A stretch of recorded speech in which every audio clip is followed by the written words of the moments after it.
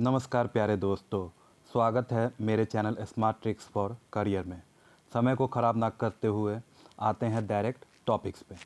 हमारा टॉपिक्स है निमोनिक्स। ठीक है। ये बहुत ही महत्वपूर्ण है। महत्वपूर्ण इसलिए भी है कि इस टेक्निक का इस्तेमाल करके हम किसी भी तरह का नंबर फैक्ट रिलेटेड क्वेश्चंस को लंबे समय तक याद रख सकते हैं। तो समझते हैं निमोनिक क्या है, इसका यूज कैसे करना है और ये महत्वपूर्ण क्यों है, साथ ही साथ इसके फ़ायदे क्या हैं।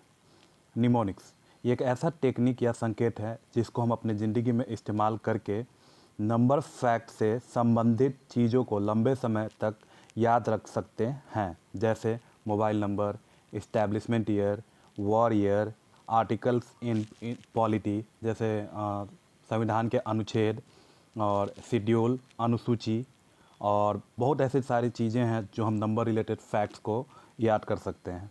और हम इसे ऐसे भी समझ सकते हैं जैसे कोई भी चीज़ हमें मेमोरी तक भेजना है और मेमोरी में देर तक स्टोर करके रखना है, तो हम निमोनिक बना लेते हैं और निमोनिक बनाकर चीज़ों को याद रखते हैं।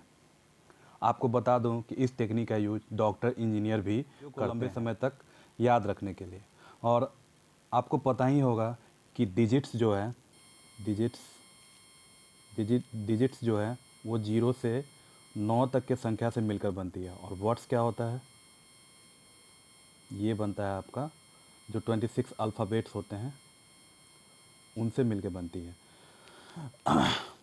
और लेकिन क्या निमोनिक्स जो है, निमोनिक्स के केस में क्या होगा आपका, निमोनिक्स के केस में क्या है ना कि 0 to 9 तक के जो डिजिट हैं उनके लिए हम स्पेसिफिक वर्ड्स को असाइन करेंगे। ठीक है। तो यहाँ पे मैंने मेंशन किया हुआ ये चीज़ें कि जीरो जीरो को हम किस वर्ड से असाइन करेंगे, तो जेड और एस हो जाएगा। 1 को टी और डी, 2 को एन से, 3 को एम से, 4 को आर से, 5 को एल से, 6 को जे जी सी एच एस एस से, 7 को के सी से, 8 को वी और एफ से, 9 को पी और वी से।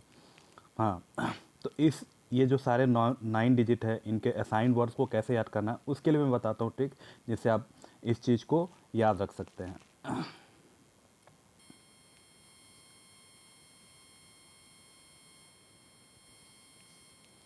अब इस केस में लेते हैं, जैसे ये 0 हो गया, 0। अब इसको हम याद कैसे करेंगे, तो जीरो जीरो क्या है, जीरो का स्पेलिंग इंग्लिश में लिखेंगे तो क्या होगा, JDRO।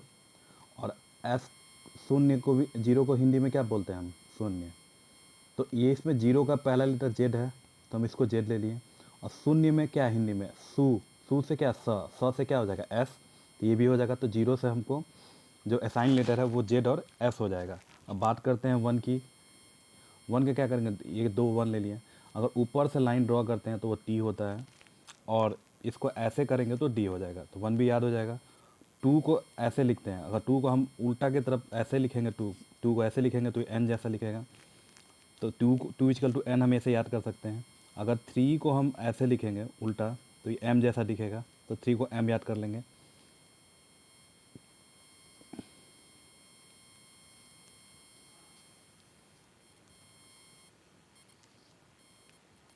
ठीक।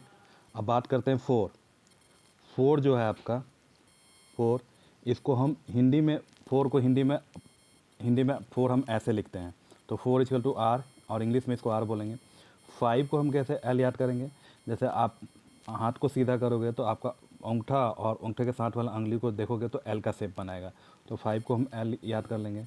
सिक्स में क्या है कि हम सिक्स को ऐसे लिखेंगे, और यहाँ ये सिक्स हो गया, इसको हम ऐसे करेंगे जी हो जाएगा। और जी का सेम प्रोनाउंस में हम क्या करते हैं, जे बोलते हैं। आपको एक्सेप्शन में CH और SH आपको याद रखना पड़ेगा। बात करते हैं सेवन का, तो हम सेवन एक सीधा लिखते हैं और सेवन को थोड़ा तिरछा लिखते हैं, तो ये के बन जाएगा, और के सेम प्रोनाउंस को हम सी लिखते हैं। बात करते हैं हम एट को। एट में क्या है कि हम एट को रोमन लेटर में ऐसे एट लिखते हैं, तो एक तो मुझे वी मिल गया, और दूसरा ये 3 लाइन से हम ऐप बना देंगे तो एट भी हमारे आ जाएगा। और लास्ट रह गया नौ। नौ को क्या करेंगे, हम इसको उल्टा करेंगे तो पी हो जाएगा, और फिर पी को नीचे की तरफ उल्टा करेंगे तो ये बी हो जाएगा। तो ऐसे मैंने आपको बता दिया कि निमोनिक्स कोड को कैसे याद करते हैं। जीरो जेड कैसे याद होगा, वन से टी डी कैसे याद होगा, टू से एन कैसे याद होगा। तो ये था हमारा निमोनिक्स कोड। अब इसको यूज कैसे करते हैं वो समझते हैं।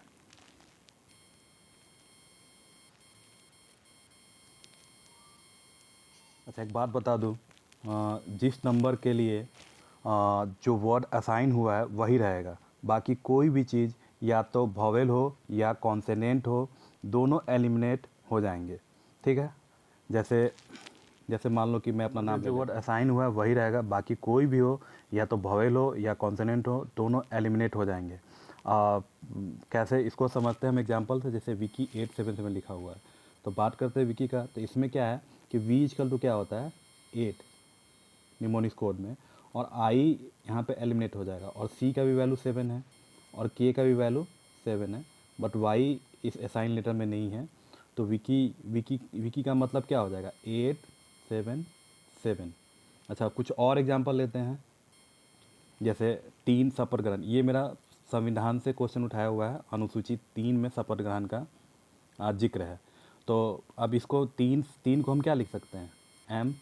ठीक है, लेकिन एम से कोई मीनिंगफुल वर्ड्स नहीं बनेगा, तो हम क्या करेंगे, एम के आगे या पीछे या कोई ऐसा वर्ड्स का यूज करेंगे जिससे मेरा मीनिंगफुल शब्द बन जाए। तो हम क्या करते हैं, यहाँ पे ए और ए डाल देते हैं, तो इससे क्या बनेगा, माँ। अब जनरली क्या करते हैं कि कोई भी लोग कुछ भी होता है तो माँ कसम, माँ कसम, माँ कसम, तो कसम क्या, शपथ हो गया। तो ये हम 3 से याद कर सकते हैं कि शपथग्राम, माँ, 3 क्या है, माँ कसम, तो माँ कसम से शपथग्राम याद कर लेंगे। अब जैसे हम इसको, ये मेरा कोड बन गया, अब डिकोड करेंगे तो मुझे 3 मिल जाएगा। तो जैसे ए को डिकोड किया, फिर ए को डिकोड किया, तो एम इक्वल टू 3, माँ कसम से शपथग्रहण हो जाएगा। अच्छा, हम इसे एक और एग्जाम्पल समझते हैं। हमारे सामने भाग 3 मूल अधिकार, ये संविधान के भाग 3 मूल अधिकार का जिक्र है। तो हम यहाँ 3 को कैसे लिख सकते हैं, 3 को, मेरा 3 का कोड क्या है, एम, बट इससे कोई मीनिंगफुल वर्ड्स नहीं बन रहा है। तो हम क्या करेंगे, इसके आगे पीछे कुछ ऐसा वर्ड्स यूज करेंगे जिससे एक मीनिंगफुल वर्ड्स बन जाए। तो हम क्या करेंगे, HUM, हम हो गया। अब हम से क्या हो जाएगा, अब इसको रिलेट करेंगे। तो मूल अधिकार क्या है, मूल अधिकार के लिए हम लड़ भी सकते हैं। तो ये रिलेट हो गया। अब हमको डिकोड करेंगे तो HU का कोड नहीं होता, H का कोड नहीं होता, M इक्वल टू क्या हो 3, तो ऐसे याद हो गया। अब एक और एग्जांपल लेते हैं, जैसे यहाँ क्वेश्चन है 2011 में साक्षरता दर, 2011 में साक्षरता दर क्या था, तो 73% है। तो अब यहाँ पे हम 73% को क्या करेंगे, अब 7 का कोड क्या है, मेरा है 7 का कोड K, और 3 का क्या मेरा कोड है M। अब हम क्या करेंगे कि यहाँ पे मतलब आगे पीछे या कहीं भी हम बीच में ऐसा एक वर्ड्स का यूज करेंगे जिससे मेरा मीनिंगफुल वर्ड्स बन जाए। तो हम क्या करेंगे, बीच में यू लगा देंगे तो कम हो जाएगा। तो क्या है 2011, जैसे क्वेश्चन पूछेगा 2011 का साक्षरता दर क्या है, तो आप क्या बोलेंगे, 2011 का साक्षरता दर अभी भी कम है। अब कम से हम क्या करेंगे कि भाई अब कैसे हम पता करेंगे, इसको डिकोड करेंगे। तो यू का कोई कोड नहीं होता है, तो के को हम क्या लिख सकते हैं 7, एम को क्या लिख सकते हैं 3, तो 73% मुझे पता चल जाएगा साक्षरता दर। चलिए और भी कुछ एग्जांपल लेते हैं, जैसे हमारे आम ज़िंदगी में भी इसका बहुत ज़्यादा इस्तेमाल है। तो जैसे मोबाइल नंबर हो गया, यहाँ पे 9 डिजिट ही हैं, आप 10 डिजिट भी कर सकते हैं। तो मोबाइल को हम कैसे याद करेंगे, तो 9 को अगर हम कोड लिखेंगे तो क्या होगा, बी। 8 का क्या हो जाएगा मेरा एफ़, मैंने वी भी है लेकिन मैंने यहाँ एफ़ लिया है क्योंकि मुझे मीनिंगफुल वर्ड्स बनाना था। और के 7 का के हो जाएगा, ठीक है। और 6 का जी, और 5 का एल, और 4 आर, 3 एम, और 2 एन, और 1 डी। तो देखिए हम इस, अब यहाँ पे क्या करेंगे, बी एफ से तो बॉयफ्रेंड बी एफ हो गया, अब के यहाँ पे ए लगा देंगे तो मेरा का हो जाएगा, ठीक है। और इसके बीच में हम ए लगा देंगे तो गाल हो जाएगा, ठीक। और आर एम के बीच में आई लगाएं तो रिम हो जाएगा, फिर एम एन के बीच में आई लगा देंगे तो ये एक मेरा मीनिंगफुल सेंटेंस, मीनिंगफुल वर्ड्स बन जाएगा, रिमाइंड। तो बॉयफ्रेंड का गाल उसे एक्स की रिमाइंड कराती है, बॉयफ्रेंड का गाल उसे एक्स की रिमाइंड कराती है, ठीक है। थोड़ा फनी है बट हमें याद करना है। अब मान लो भी इसको डिकोड करते हैं, जैसे मुझे ये नंबर याद नहीं है मोबाइल नंबर, और मुझे यही याद है कि जैसे किसी बंदे का ये नंबर है, मुझे कहते उस बंदे का नंबर क्या था, तो यही स्टोरी याद आती है, बॉयफ्रेंड का गाल उसे एक्स की रिमाइंड कराती है। तब जिसको डिकोड करेंगे तो क्या होता है, बी मेरा क्या हो जाएगा 9, एफ़ क्या हो जाएगा मेरा 8, के क्या हो जाएगा 7, ए तो कुछ नहीं होता है, G6 हो जाएगा, A का कोड नहीं होता है, L मेरा 5 हो जाएगा, R 4 हो जाएगा, I का कोड नहीं होता है, M 3 होगा, I का कोड नहीं होता है, N 2 होगा और D 1 होगा। तो ऐसे हम मोबाइल नंबर भी आ सकते हैं। चलिए और भी कुछ एग्जांपल देखते हैं। जैसे ये समिति, ऋग्वैदिक काल में समिति का जो इस्तेमाल, समिति शब्द का इस्तेमाल कितने बार हुआ था? तो 9 बार हुआ था। अब इसको याद क्या करेंगे? तो हम 9 बार को क्या कर देंगे ना, 9 को हम क्या लिख सकते हैं, 9 मेरा B, ठीक है। अब हम इससे क्या करेंगे, फिर वही चीज़ करेंगे, आगे पीछे कुछ ऐसा वर्ड्स का यूज करेंगे जिससे मेरे मीनिंगफुल वर्ड्स बन जाए। तो हम क्या करेंगे, यहाँ पे S और U को ऐड कर देंगे, ठीक है, तो मेरा सब बन जाएगा। तो अब जैसे जनरली कहीं भी पूजा समिति वगैरह होता है, कुछ समिति होता है, हम क्या होता है, वो समिति सब के लिए होता है, वो पूजा समिति सब के लिए होता है।